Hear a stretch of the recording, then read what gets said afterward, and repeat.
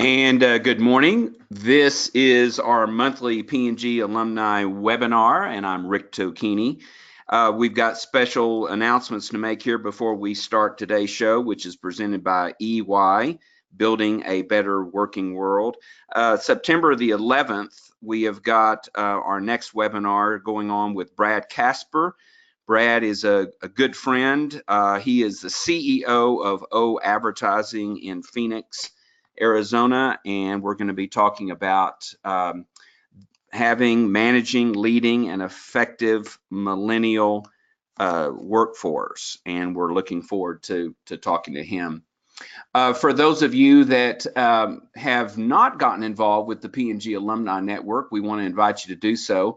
The P&G Alumni Network is a nonprofit organization founded by former P&Gers, and there are some 35,000 members worldwide that go across 45 different chapters.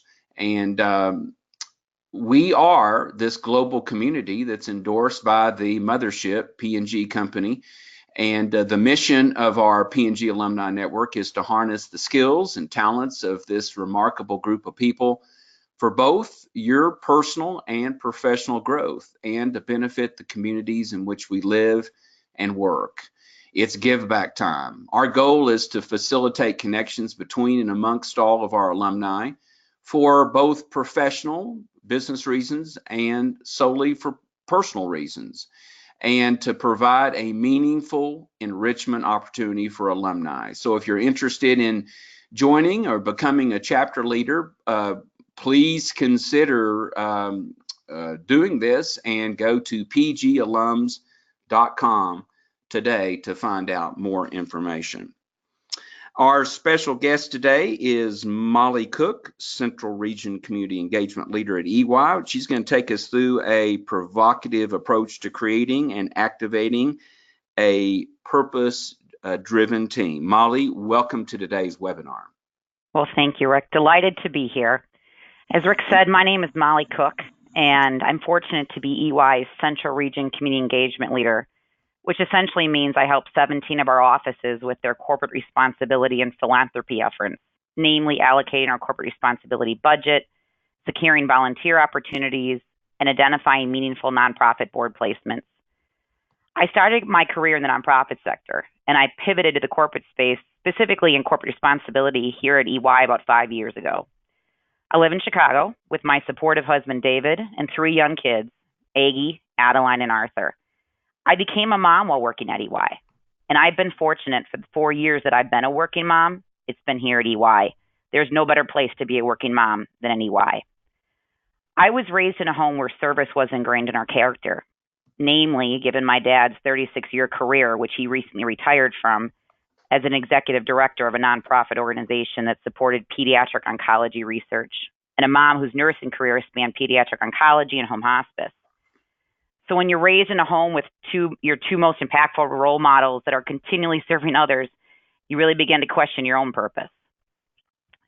Rick, if you want to go on to the next slide, that'd be great. Okay. So like I just said, you kind of begin to question your own purpose when you're in this type of home setting, which really leads me to this overarching question today, and that's, what is purpose and why is it important? Next. When you think about purpose and what makes a company purposeful, it's aspirational, it's heartfelt, and it's grounded in humanity. But don't think purely about community. Don't let your mind go to philanthropy just yet. We're not quite there yet. We just started. That can be part of it, and we'll get to that, like I said. But purpose, it's at a much higher level. Next. I joked with Rick that I'm going to throw all my credibility out the door on this slide. So I'm going to preface this by stating I'm a journalism major. I never took a college-level science course. Not quite sure how that worked out, but I didn't. But they still gave me a diploma. So I suppose 3 slides into this webcast, like I said, I'm just throwing the credibility out the door. But bear with me here, because even my communications background can follow this science. So purpose-led transformation, it's about behavioral change ultimately. Wanting customers to buy a product, employees to work at a company, and shareholders to invest. Purpose-led transformation, it's not an opinion. It's all fact. It's in fact a biology. And for any of you Simon Sinek fans, you know exactly where I'm going right now. Purpose drives the why and not the what people buy. So here's the science behind it. It's the outside, the newest part of the human brain. It's called the neocortex. And it's responsible for all the rational, the analytical thought, and all the language. If you don't have a neocortex, you can't speak and you can't think. The two inner parts of the brain make up what we call the limbic brain. It's the limbic brain that's the oldest part of the brain. And it's responsible for all your feelings. It's those feelings and behaviors like trust, like loyalty, and it's the human and emotion and behavior that comes out of the limbic part of the brain. The limbic part of the brain, it has no ability for language. So when we communicate from the outside in, we can understand facts and figures, but that doesn't drive behavior. However, when you communicate from the inside out, from purpose or the why, that emotional piece, you work with the part of the brain that drives behavior, and that's where all the decisions originate. So the biology of this whole concept of purpose-led transformation, it sits in the human brain. And that's why with this behavioral change, that's why it appeals to so many people. Now with all things, and perhaps there's some of you on the phone right now, and I don't blame you, there's skeptics, right? But this isn't some fluffy notion because it truly is all about science. And I'm going to give you an example here. Simon Sinek gives this example, but I really do think this is the most applicable example to give because most of us can relate to it. Think about the company Apple. Ultimately, they started off by making computers, but they didn't really go to their customers and say, we make computers, want to buy one? They went at a much higher level. Apple's mission and their vision is to make a contribution to the world by making tools for the mind that advance humankind. I said that way too fast and I didn't do it justice, so I'm going to slow down and I'm going to ask you to really hang on the words of this. To make a contribution to the world by making tools for the mind that advance humankind. Wow. I mean, I don't know about you, but that sounds inspiring, right? It does. I mean, yeah. I mean, it sounds like something that you want to be a part of. And that's why you see so many people on the street that have iPhones. And before there were iPhones, we all had iPads and we all had all those different other technology that they made. It's because they led with their purpose, which is why Apple has been so successful. Next. Your slide also suggests that some companies and organizations need to do a little bit of brain surgery for themselves and find out where they are today. Exactly. Because unless you identify where your purpose is, you don't really understand where you're driving from. Exactly. Because you got to start with the why. That's right. Yeah. So once they do that brain surgery, Rick, it's really where purposeful companies can deliver significant business results and ultimately outperform non-purposeful companies. And this is where I know all your ears are perking up because this is where we're getting to the dollars and cents of everything. So we know that employees want to work at purposeful companies. We know this because it's a fact that employees are 3 times more likely to stay at purposeful companies. They're 1.4 times more engaged and 1.7 times more satisfied with a company that's purposeful. But it's not just employees, it's customers. Customers want to buy products from purposeful companies. There's this halo effect around purpose. We automatically make this assumption, whether it's right or it's wrong, that quality is linked to purpose. I know that I'm the first one that does that if I know that a company has a purpose, I automatically give them the benefit of the doubt. I think there's a higher quality behind it. So I tend to just drive my dollars there. 89% of clients consider products to be a higher quality from purposeful companies. So clearly I'm not just the only one that has that notion there. But then also think of it from an investment perspective. The streets want us to invest in purposeful companies because the returns are greater. Purposeful companies have outperformed the S&P 500 10 times over the duration of 1996 to 2011. Purpose drives innovation. Purpose also drives away customer transformational and employee fatigue. It's not just the same old product. It's not the same old task. It's not just the same old transformation. This is all about innovation and transformation. And again, it starts with purpose. Rick, if you want to go on to the next slide, that'd be great. And just one comment on that. Part of those statistics came from a gentleman named Raj who had a document he wrote called Firms of Endearment. And when you say meaningful brands, isn't it really about us trusting those companies and having some heart relationship with them? Yeah, exactly. Yes, if you think about some of the brands that you really revere and you tend to frequent, there's absolutely a huge level of trust with them, without a doubt. Yep.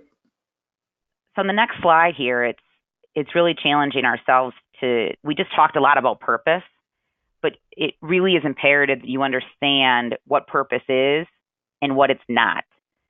So purpose is long-term. It's outwardly focused. It's aspirational, it's belief-driven, and it's absolutely intended to captivate customers, like Rick and I were just saying, customers like ourselves, employees, partners, and the market. It's not just a vision. It's not just a tagline. It's not just branding. That's much too surface level. It's so much deeper than that. Rick, if you want to go on to the next slide, that'd be great. Okay.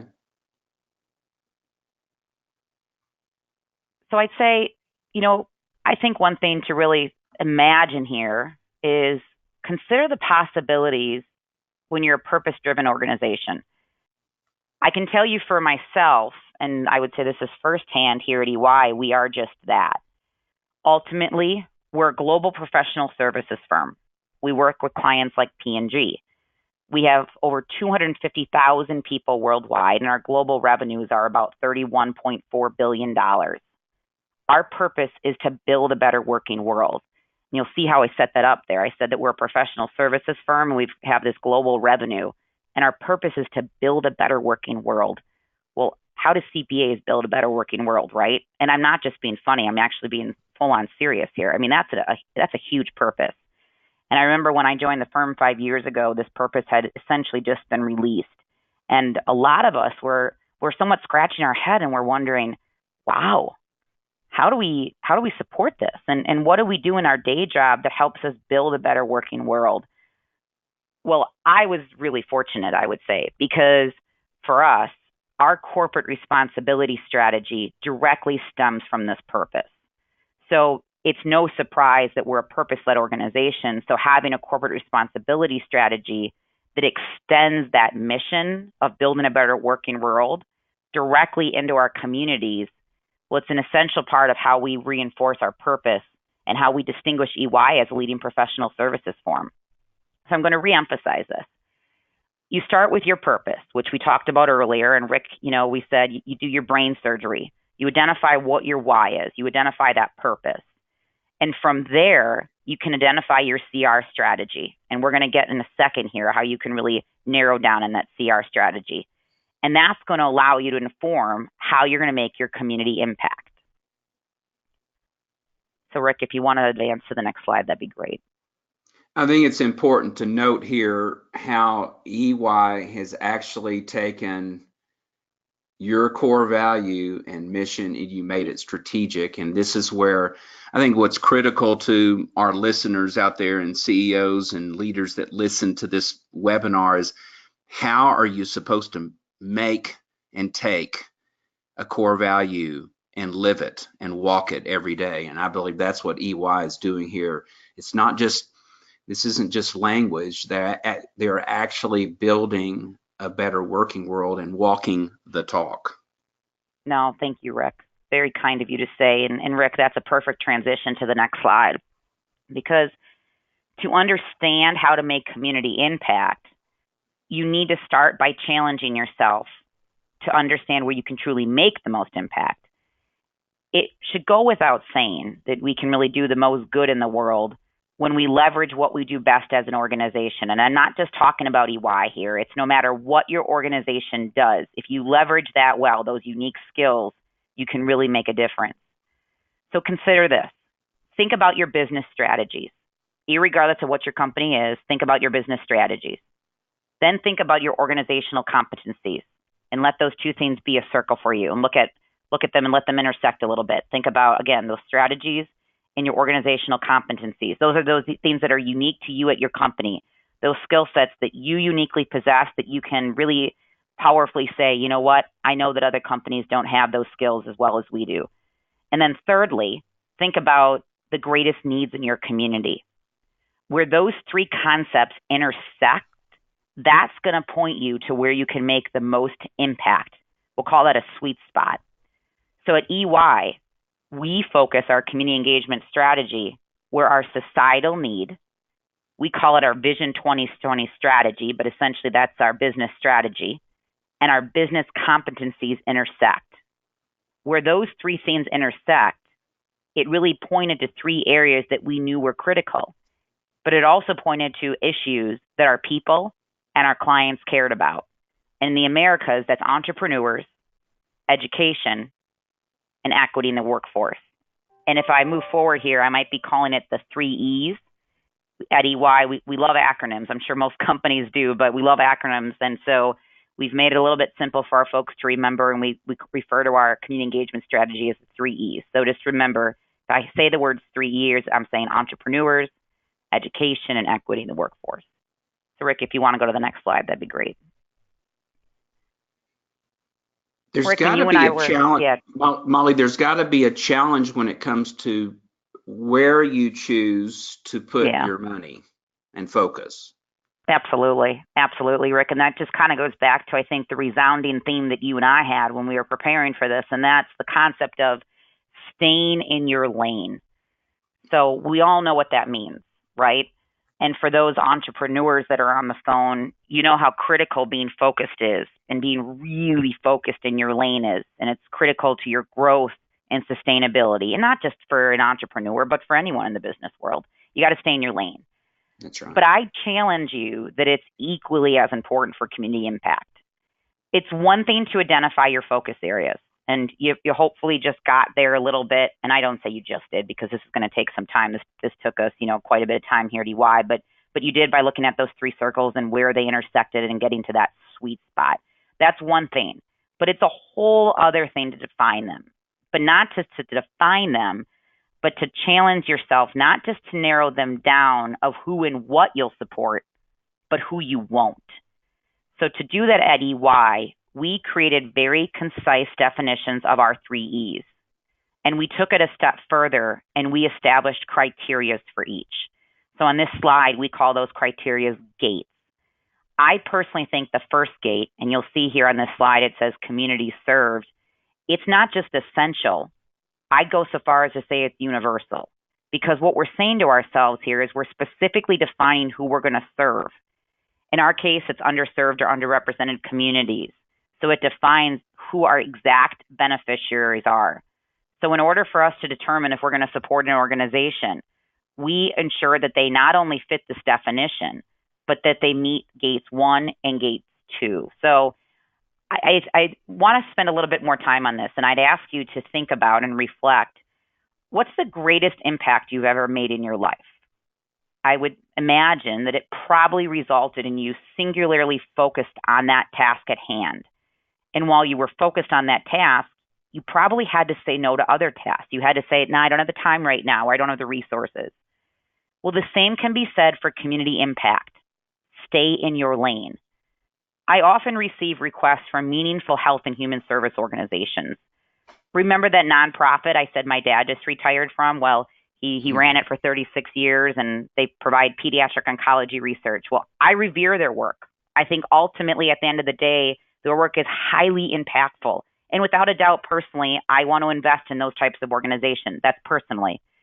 Yet, I know at EY, it doesn't align where we can make the most impact. So we wouldn't consider funding them.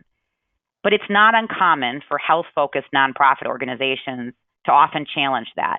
And I don't blame them, but they will oftentimes challenge when I will politely decline their funding. And so I perhaps might turn it around on them. And I might say to them, would you mind removing your resources from your health-based initiatives? And why don't you refocus them on an education-based organization? Well, they're not going to do that. And they shouldn't. It's not their area of expertise. It's not where they can move the needle. But it is interesting, because the second I say that, there's some silence, and I can understand the point's been taken. all of us, irregardless if we're for-profit or nonprofit, we need to stay in our lane. And by staying in your lane, you're going to be more long-term effective. And there's probably some pain points, but you have to say no along the way. Yeah. Rick, I joke that they hired me at EY to say no. I mean, I say no all day long, it feels like. But I'll tell you one thing, when I say yes, it feels really good, because I know when I say yes, that's where we're going to make the most impact. Because when we say yes, that means that we're leveraging those unique skills that are really truly unique to us here at EY, where we can make the most differences within our community, because ultimately that's what it's all about. That's right. Yeah. So here on this next slide, let's just kind of recap. We've covered a lot of content, and hopefully, I've got your minds thinking here. I know this is early, especially those in the West Coast or out in the mountain region where Rick is. So let's recap where we're at. You have your purpose identified. That's the whole concept of the why. You're in your innermost part of your brain. But you've extended that purpose into an actionable corporate responsibility strategy. And you've also defined your corporate responsibility focus areas. So it sounds like you've done a lot of work. You feel really good, right? No, not really, actually. You haven't done anything. You haven't, I'd say still, so what? You need to put it into action. This is where the fun starts. And this is where we have, and I would suggest that everyone can have 3 levers to actually activate corporate responsibility. The first one is around community engagement. And I think a lot of times people think about community engagement as volunteering. And without a doubt, volunteering is absolutely a huge portion of that, but it's also the whole idea of financial philanthropy. Then there's the piece about strategic collaborations and intellectual capital. This all sounds like a fancy concept, right? I mean, this terminology right here is really rich. So let's take a step back, and I'm going to put it into action with what we do here at EY with our focus areas to help you really bring it to life. So Rick, you can go on to the next slide here. So this is how do we activate with community engagement, strategic collaboration, and intellectual capital? It's the combination of all 3. Exactly. And Rick, when you say how do we, I'm really focusing here on how does EY. So in this slide 10 that says supporting entrepreneurs, it's really about how does EY bring these 3 levers to life. And I'm focusing on that because I want to give you some examples to help, get the thoughts marinated in your own brain as you think through this. So here's how we bring this to life, specifically around our focus on entrepreneurs. So around community engagement, as we support entrepreneurs, there's really countless examples, but hopefully one that many of you will know is junior achievement. We call them JA, as do other folks, but we're proud to support JA across the globe. We do that through volunteer engagement and financial sponsorship. So our people go directly into classrooms. We teach kids financial literacy and entrepreneurship skill sets, those we know are building blocks for success. But we take that a step further, and we collaborate with an organization called Endeavor. And this gets into the strategic collaboration piece. Endeavor is a global organization. They support impact entrepreneurs. And we empower our EY professionals to work directly with entrepreneurs through Endeavor in underdeveloped and upcoming countries. And it's through this organization that we have supported 270 entrepreneurs. Then we take it a step further, and we contribute from an intellectual capital perspective. And we do that through examples like an organization or an initiative that we have at the firm called Entrepreneurial Winning Women. It's an executive leadership program for women entrepreneurs whose businesses show real potential to scale. We give them a lot of tools and resources because we know that they need these in order to not just scale, but to grow and to grow sustainably. So this, again, is how do we pull each one of these levers with entrepreneurs. I'm going to give the examples for education as well, because I think this part is so important to understand how you really activate it. So Rick, if you want to go on to the next slide, let's focus now on education. Community engagement. In over 30 cities across the Americas, we have a unique mentoring program, and it's unique to EY. I'm going to talk about it in a couple slides here, but we team EY professionals directly with juniors and seniors in the high school space, and we ensure that these juniors and seniors have the support and the resources and the tools that they need to persist towards high school graduation. And we're working in some of the most impoverished areas in the country with these juniors and seniors. And we do this because we've identified that our people have the skill sets that are directly applicable to juniors and seniors, and making sure that they help them with their FAFSA forms, that they help them think through a budget that they're going to need through college. And so we leverage all those unique skills, and we help them and make sure these kids are ready to go on to college and then persist toward college graduation. Then there's a strategic collaboration piece. So we sponsor PBS, their Cyber Chase and Biz Kids TV program. So PBS obviously is the public broadcasting services. They put on the programming such as Sesame Street. But Cyber Chase and Biz Kids that we sponsor, those of you that have kids, you might know that it's focused on a programming around kids' math problem-solving skills. But then also there's this idea of intellectual capital. And I think this is really important. And I think this is a piece that, maybe others have an opportunity to focus on a little bit more. And it's, I would say, maybe an untapped resource is this whole idea of putting your thoughts out there. So at EY, I would say that we're known for our leadership in the mentoring space. So it's probably no surprise. We actually co-authored a white paper with Mentor. Mentor is a national mentoring organization, about the essential role that the corporate sector plays in the mentoring field.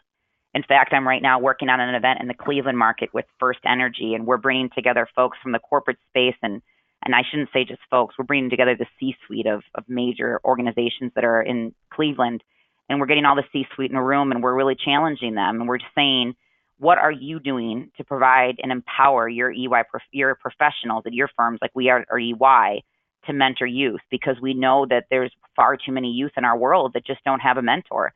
And if we gave them a mentor, they'd be in a position to persist in high school and hopefully college and be able to become a contributing member of society. This is singularly one of the most important things that I think any company listening today can become involved in. And from Mentor, we found out, Molly, that 32 million millennials today are without a mentor. Yeah. And they tell us that if, as a youth, they would have had a mentor, they would have already been a mentor themselves. So this creates this fantastic ripple effect. When you mentor a young person, there's a high likelihood that they will someday be out teaching and coaching proteges of their own. Without a doubt. Without a doubt. And the beauty of mentoring is that it's one-on-one. And I was recently at an event with Big Brothers Big Sisters, a fantastic mentoring organization, and an individual who was receiving an award, he referenced the whole idea of kind of the starfish story, which I'm sure everyone knows, where a man was walking up and down the beach and he was throwing the starfish back into the ocean, and somebody walked up and said, "What are you doing? You're not going to make a difference. Look, there's thousands of them out here." And he picked one up and he threw it back in, and he said, "Yeah, but I made a difference in that one."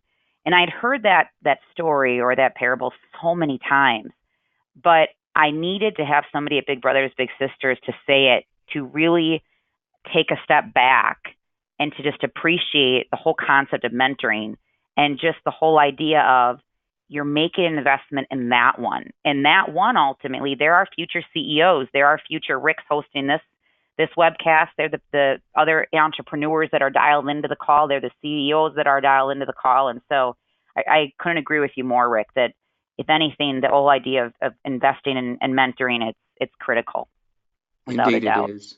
Yeah. And then we talk about community engagement. Yeah, and the whole idea of community engagement is that direct one-on-one mentoring. That's one piece of it, or that can be one piece of it.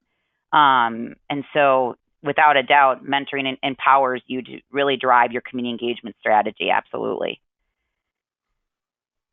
So, Rick, if you want to go to the next slide, and we really focus here about how does corporate responsibility create value. So once you've pulled these three levers, and again, we just did them on the last page, you've done your heavy lifting. I mean, that's really the impact that you're going to be making. You've made the impact, but now you can focus on the value that creates. And it's substantial. It's the ROI of all the philanthropy work. So I can hear all your ears perking up now, because I know anytime we say ROI, this is where we really want to open up our eyes and begin to look at the data, because this is going to substantiate the work that we're doing. So Rick, if you want to go into the next slide. Whenever we need to provide ROI, either to substantiate the need for budget, our people resources, or simply time, these are the numbers that we at EY point to. And as you can see, they're compelling. So these are the numbers that we can say, look at what we've done. This is the impact that we have made. This is the difference that we're making in our communities. And so I would challenge you to really make sure that you're capturing the impact that you're making, and to ensure that you're able to point to the actual numbers that you're making in the community, because that's where you're going to be able to go back to your leadership and say, here is the difference we're making. Here's the investment in the lives that we're changing, and they're absolutely substantial. Indeed, they are. You have accounted for your intention. Absolutely. Well, we're an accounting firm, so I hope that we at least have some of our numbers right here, right? So if you want to go on to the next slide, Rick, the last slide had a lot of numbers on it. And this slide has numbers on as well, but graphically speaking, it's a little bit more enjoyable to look at. So all those numbers in the last slide, without a doubt, they're compelling, but I would say that they're actually oftentimes through one-off initiatives that empower small groups of volunteers. We know, though, that collectively we can create huge impact. And we do that at EY, just like hundreds of other organizations, through an annual day of service. Our annual day of service is called EY Connect Day. It empowers our people to take a day from their client work and to help their communities. This year it's on Friday, October 5th. So across the Americas, you're going to get a lot of out-of-office responses from those at EY. And we're going to tell you, hey, your email is important to us. We're going to get back to you. But we're out right now helping our communities. What's most compelling about this day is it inspires people to get involved year-round. October 5th is an incredibly beautiful, inspiring day, but I can tell you that October 6th, 7th, and 8th, my email inbox is just loaded with folks raising their hands and saying, that was awesome. I loved it, but how can I get involved beyond EY Connect Day? So we know that it's so important that we collectively inspire people, because sometimes people just need a push.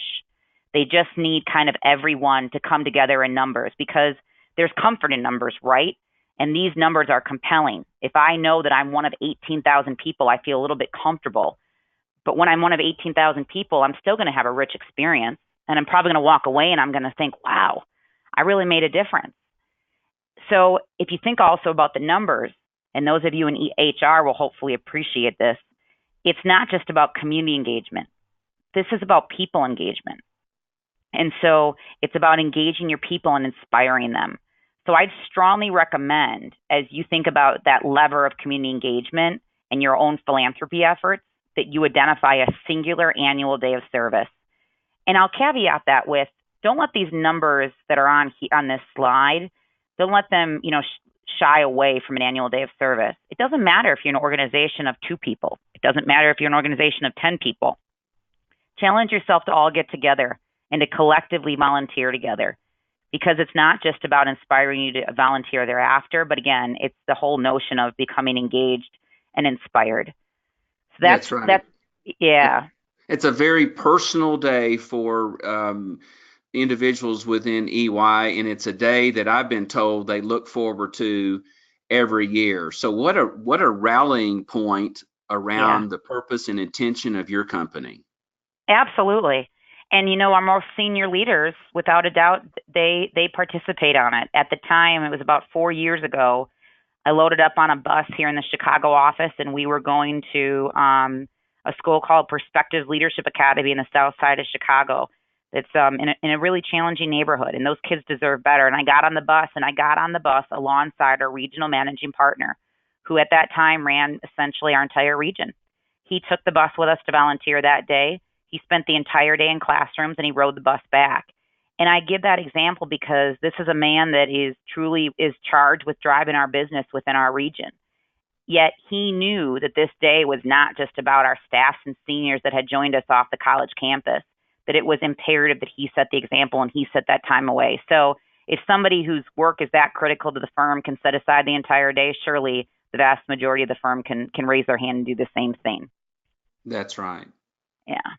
And Molly, I've gone on to the next slide about building brand and reputation, because I know you guys aren't about receiving awards, but here you are being recognized for doing all these right things. Right. And you know what, Rick, it feels a bit odd to put these slides in here, right? And I do it because I want to inspire others on the call, but to reinforce that ultimately each one of you, you're running a business. So a huge part of the ROI is the brand and reputation impact. And that's the beauty of philanthropy, because it comes pretty naturally. This isn't something that you need to, to try and garner in a too challenging of a sense, but it comes naturally because when you're doing something from an authentic perspective, folks are just eager to get on. So Rick, if you can go on to the next slide, that's just some more examples. And I would say that these clippings that you see here on these slides, and I guess there's 3 of them here, they're examples of just the numerous media that we've captured to highlight how we build a better working world by advancing our corporate responsibility strategy. But I also would say that this gets back to that whole lever of intellectual capital, because we're contributing to the dialogue and we're furthering the conversation. So whether it's you're reading a blog or you pick up our mentoring white paper or you're reading a headline in Accounting Tomorrow, you're really becoming more informed, hopefully more inspired, and therefore organizations like yourselves or like mine, when we put these headlines out there, we further the conversation and we contribute to the dialogue. So I think that, as uncomfortable it might make us to kind of pat ourselves on the back and to focus on this brand and reputation impact, I also think it's really critical, especially if for no other reason than it's going to inspire somebody else. That's exactly right. That's right. And read the headlines: making the business case for youth mentoring, mentoring at the crossroads of education. I mean, this is all centered, focused, purposeful. Right. So what does all Exactly. this impact look like anyway? Yeah, no, that's a great thing. So, that goes back to the next slide then. So we just talked about the brand impact. It looks like that's just, it's really impactful, but that's one piece of it. There's 2 other pieces to it, and that allows you to really appreciate the full picture. And the first piece is around our people. And when I say people, that's the people in your own organization. That's the people here at EY. It's not those that you serve. We'll get to that in a second. So I referenced this earlier in the purpose slides, but those who engage in our corporate responsibility work at EY, we know, we have the data that substantiates this, that they're more engaged and they have a higher retention rate with the firm. And I want to emphasize that one more time. When we survey our people, we ask them, are you involved in community engagement? Those that respond yes to that question overwhelmingly have a higher engagement and retention score. So the people impact is huge. Without a doubt, there's a business case for this. We just went through the brand impact that Rick referenced there, but then there's a societal impact. And that goes back to the slides a couple slides ago where there was all those numbers on there and it talked about the difference that we're making. And this is really what's most compelling, is the number of lives that we're changing and the people that we're impacting and the differences that we're able to make in our communities. And I say we, but I'm not saying EY only here, because we collectively, as various for-profit and even nonprofit organizations, I would say that we have a responsibility to make this societal impact. And with that responsibility comes a lot of power. And we can empower ourselves to make this type of substantial impact from a data perspective by doing all the things we just talked about. It's powerful. And leadership skills are actually developed through community engagement. That's something that has got to be a great benefit to your organization. You're looking outside of yourself. Right. And so, on the last slide, Rick, we were talking about people impact, and we talked a lot about retainment and engagement. It's not just about that, though. It's about developing our people. So all these skills that are on this slide, they're compelling, right? I mean, I think at least that they're compelling. I think that they're some of the most important skills that you can have to be a successful professional. But these skills actually were provided to us and they were generated by EY people when we asked them the skills that they were able to sharpen when they were in their communities helping others. And so it really goes to show that we have a lot of fancy programs at the firm around public speaking and about, making sure that folks are comfortable when working with their C-suite clients and building executive presence. And then we kind of realized, wow, if we got our people to be involved in the community more, a direct offset of that is we're going to sharpen their leadership skills. So yeah, without a doubt, that people impact, we take it one step further and we develop our people through these leadership skills. So Rick, on the next slide, as I just said, and this is just to kind of reiterate, it all goes back to your purpose and just inspiring your people. And your people will be more engaged and inspired when they help your communities and when you empower them to do that. So it's not just about giving them vacation time or empowering them to have time to go volunteer, but it's also helping them do that. So helping them pinpoint what organizations need the help and being there as a source of support for them. Ultimately, we know and we can confidently say that corporate responsibility engages our people and it improves our business, which after all, is that ultimately what we all want, right? We want to improve our business. So it's really powerful. So, Rick, I guess the last thing I would say is we wrap things up here and open things up to questions. There's just so much content here. And I'm thinking you can probably agree with me on that, maybe too much content for this early in the morning. But I guess let's just kind of go back to where we started and encourage all of you to challenge yourself with the why. So arrive at your purpose, which will ultimately take you to your corporate responsibility strategy. And as you look to drive that, remember it goes beyond volunteering. It goes beyond the philanthropic dollars, but remember to pull those 3 levers. And once you pull them, then you'll make your impact. So Rick, with that, absolutely thank you for the time. And I'm now eager to hear if there's any questions that anyone from the audience has, or Rick, if there's anything that perhaps I glossed over here. One of the questions coming in is how often does your organization reset its core values? Great question. So we established our Vision 2020 strategy about 5 years ago. And when we did that, we challenged ourselves to refocus on our corporate responsibility strategy. And we arrived at our 3 E's. Full disclosure, when we did that 5 years ago, equity in the workforce was not one of the focus areas. Environment was. A couple years ago, we reset ourselves again and we said, all right, let's take a look and let's see where we should be focusing on. And at that time, we determined, and I think you all can agree, that environment should be embedded in everything we are. It's baked into everything we do at the firm.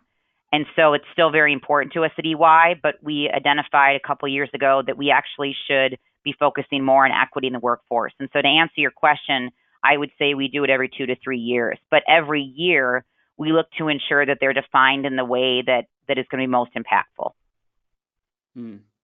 Makes total sense. And just one final question as we wrap this up. You mentioned in the final slide the community engagement, strategic collaboration, and intellectual capital are 3 of the specific ways of activating this whole thing. Is there a particular emphasis on one of the 3, or are all 3 equally of importance? I think it always starts with community engagement because that's where you empower the masses. That's where you're really empowering all those within your firm to get involved. As you go down to strategic collaboration and intellectual capital, you're going to be engaging fewer people. So I think you got to start with community engagement, but at our best and where you can make the most impact is when you do all 3. Excellent, excellent. And finally, where can our listeners find out more about your company and services? Absolutely. They can go to ey.com. Hopefully that's an easy one to remember. And that website tells you a lot about our professional services that we offer to our clients, but it also tells you a little bit more about our corporate responsibility strategy. Excellent. Molly, thank you so much for being a part of today's webinar. That was fantastic. I think our challenge is for all of our listening companies out there to truly take their core values and go forward with them, make them strategic like you guys have. But this has been a great, call it architectural direction for organizations on how to actually activate your purpose. And we sure appreciate you and the EY organization. Well, thank you. Likewise, Rick, it's an honor to be here with those alums from P&G, and thank you all for the great work that you're doing. Hope you all have a great day. Thank you. And again, just as a quick announcement, please join us on September 11th for our next webinar with Brad Casper, CEO of O Advertising, Phoenix, Arizona. He'll be talking about millennial workforce effectiveness. I'm Rick Tocchini. Thank you for joining us on this P&G Alumni webinar. Have a great week.